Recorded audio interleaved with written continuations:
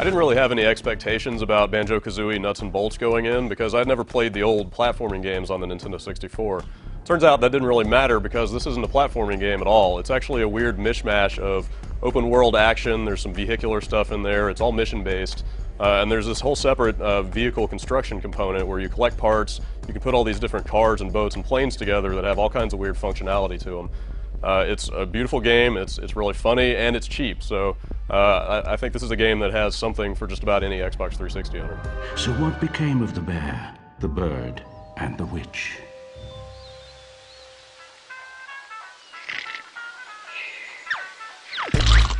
Nuts and Bolts brings back a lot of the characters from the old Banjo-Kazooie games. You've got Bottles and Gruntilda the witch, who's the villain, Humbawamba, Klungo, just a bunch of weird esoteric characters. But it throws them all together in this bizarre, kind of meta-humorous story. It totally breaks down the fourth wall. It's all kind of presided over by this new dude, the Lord of Games. He's basically like this old TV with Pong on the screen, who claims to have invented every video game ever made. So the story basically revolves around Banjo and Gruntilda competing in this new hub world called Showdown Town, where the Lord of Games has basically created all these game worlds that you can go into. And you're basically just collecting jiggies, which are kind of like stars from the Mario games. And you know, once you hit a set number of jiggies, you go off and fight the last boss. So that's pretty typical as these games go. So the place where Nuts and Bolts gets totally crazy is the workshop. The game is all about finding new parts to pull into the workshop and put together into all these bizarre vehicles that you can create. There's no clear distinction between what's a car and what's a boat and what's a plane because they can all kind of do some of everything. It all goes together in this really weird, organic, kind of Tinker Toy or Lego style way. So if you played with a bunch of those as a kid, you're probably going to get way into tweaking out your vehicles, making them look crazy, and also perform all sorts of weird functions. So there's a ton of different missions in the different game worlds, and the things that they ask you to do are pretty crazily varied. And it's absolutely essential that you go into the workshop and really tweak your vehicles out to kind of meet those demands. There are a lot of stock blueprints available in the game, but you're going to get the best performance by actually getting down in the nitty-gritty of the workshop, slapping all kinds of weird parts on in different places.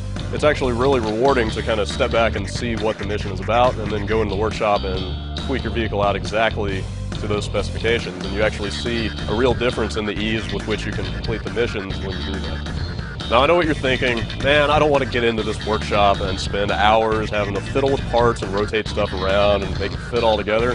It's not like that at all. The editor is not daunting in the slightest. I'm not really into that kind of thing in general, but it just grabbed me here because it's so easy to get into. You'll probably find yourself wanting to do that more than you thought.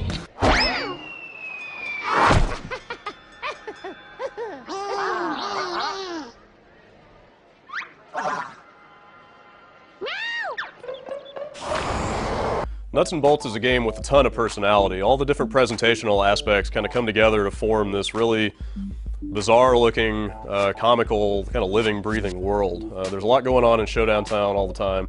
All the characters are always running around doing all kinds of goofy stuff.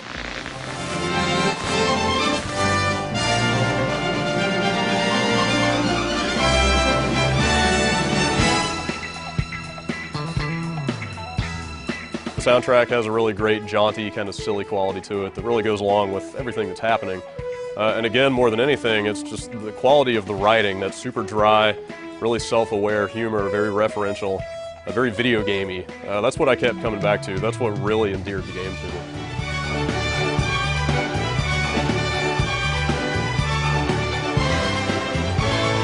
So Nuts and Bolts is a game that I feel like makes a really compelling argument for itself. It's got this big, expansive open world aspect. It's got the really excellent vehicle creation stuff where you can really see your ingenuity kind of reflected in the performance of what you make. It's really funny, it's really charming, really pretty. It sounds like a pretty good game, right? So how much would you pay for this compelling list of features? $250,000. The answer is only $40. Microsoft has decided not to charge the typical full $60 retail price, but I definitely feel like there is $60 worth of game in here. So if you want to get your Banjo on for a pretty budget price and get a lot of value out of the package, check out Nuts and Bolts.